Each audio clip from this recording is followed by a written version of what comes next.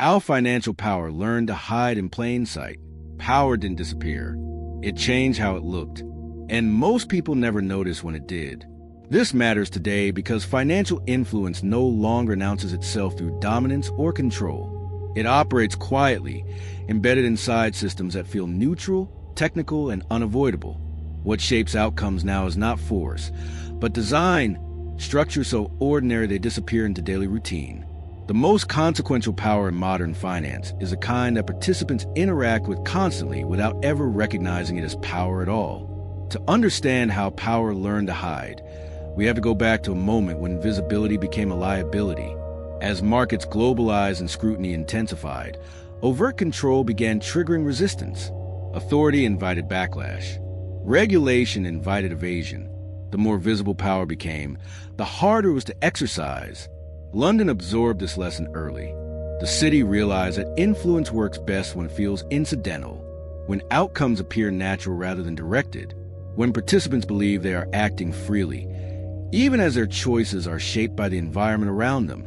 This realization was not the product of single insight, but of decades of observing how markets respond to authority versus how they respond to architecture, and learning that architecture wins every time because it does not provoke the resistance that authority inevitably creates. At first, the shift was subtle. Power moved from commands to frameworks, from rules to standards, from enforcement to expectation. Decisions were no longer forced.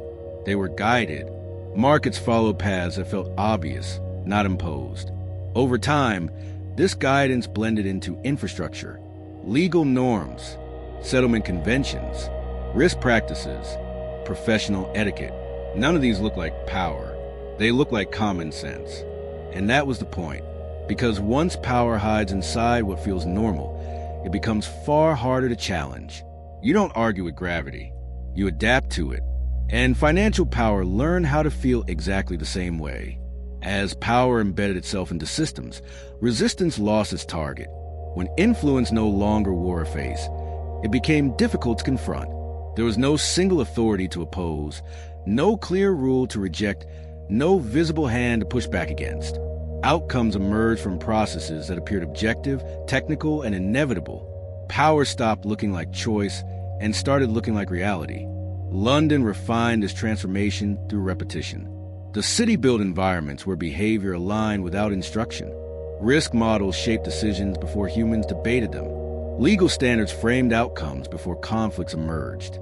Market conventions guided action without appearing to guide anything at all. This created a powerful illusion.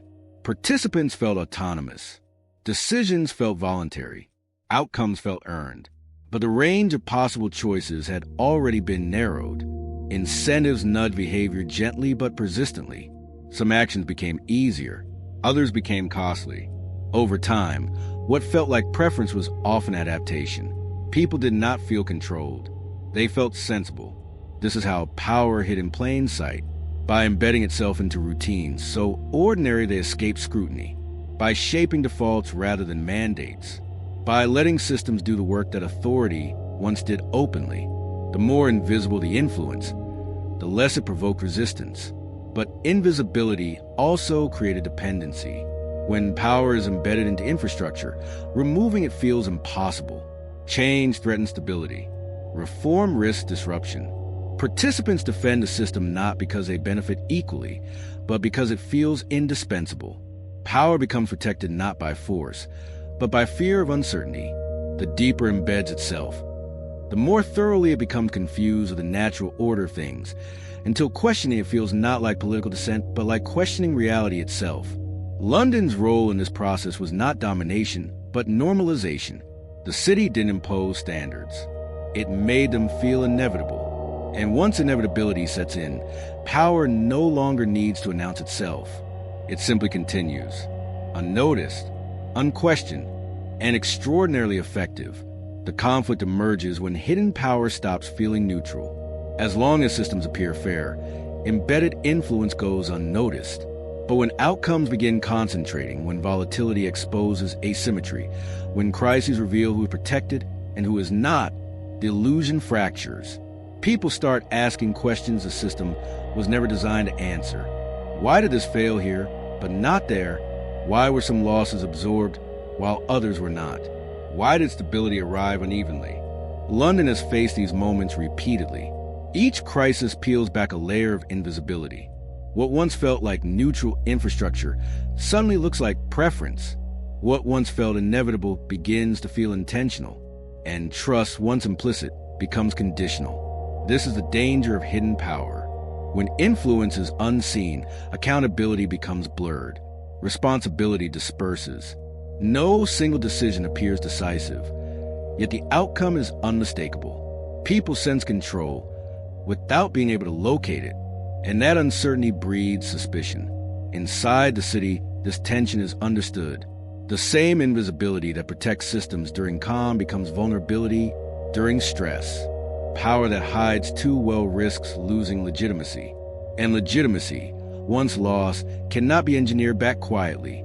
Participants begin pushing against boundaries they once accepted. They test assumptions. They demand explanation. They look for levers that were never meant to be visible. The system resists not through force, but through complexity. And complexity becomes both shield and liability. The challenge becomes restoring belief without exposing control. Too much transparency risks destabilizing expectations. Too little fuels distrust. London responds through recalibration. Processes are adjusted. Safeguards are refined. Some standards evolve. The system changes just enough to reabsorb legitimacy without surrendering stability. Power remains embedded, but its edges soften. This balancing act is constant because once people stop believing systems are neutral, they start looking for alternatives.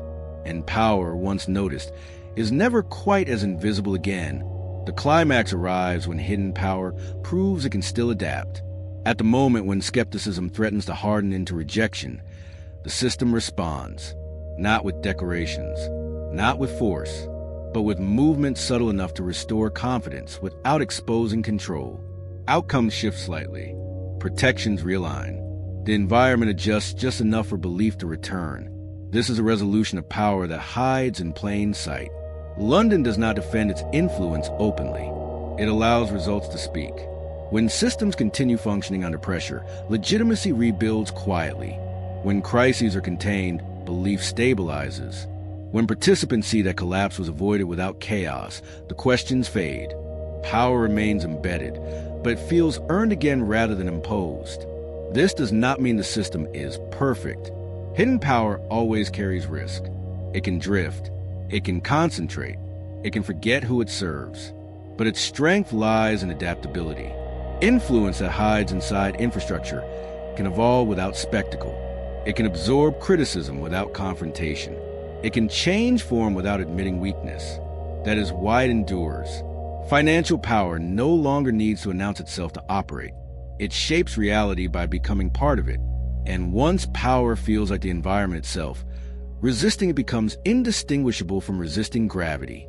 So the question remains, if influence is everywhere but visible nowhere, who decides when it's gone too far? And who notices when it changes course? Subscribe to join the journey. Our